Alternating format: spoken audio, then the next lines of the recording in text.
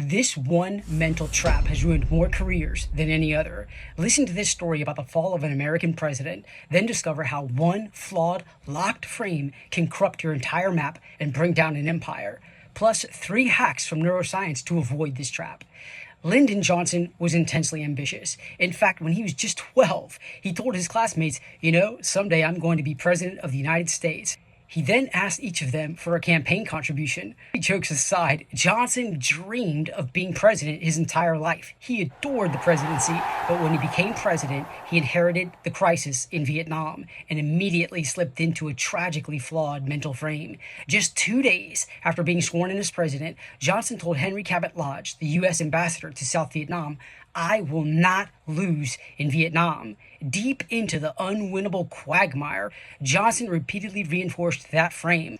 "I'm not going down in history as the first American president to lose a war," he said. In 1966, he said to Eugene McCarthy, "I just can't be the architect of surrender." In the end, rather than abandoning his flawed mental frame, Johnson walked away from his beloved presidency, shocking the nation in a televised address. "I shall not seek, and I will not accept the nomination of my party for another term as your president."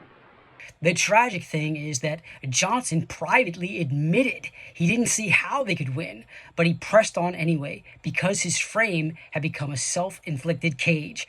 Near the end of his life, Johnson confided to historian Doris Kearns Goodwin that he felt the presidency had broken him. He described recurring nightmares where he was paralyzed or trapped in a river trying to swim to the shore, but never reaching it.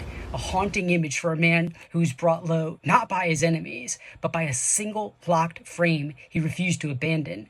If just once, with genuine openness, Johnson had asked himself, what if I'm wrong?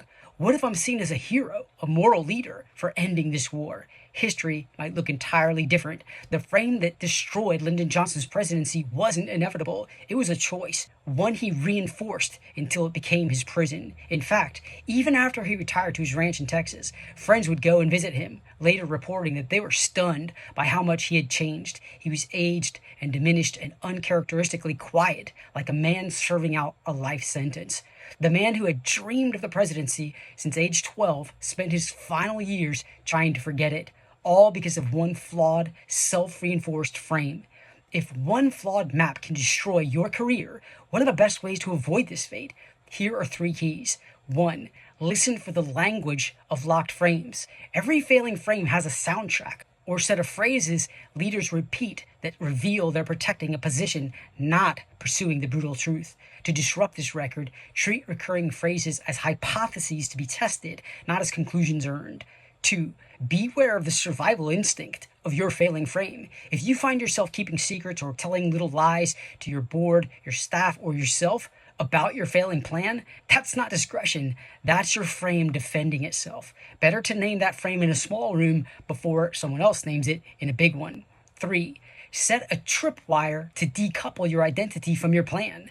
Once Johnson said, "I can't be the president who lost this war," he effectively shut the door on his options. His strategy could no longer be evaluated, it could only be defended. This is the point at which you stop making decisions. The frame is making them for you. To avoid this trap, build an explicit decision point in advance before you cross that commitment threshold. Decide then and there whether or not you're going to let your reputation hinge on the success of your plan. This simple preemptive tactic will reduce the probability of continuing on with the failing plan.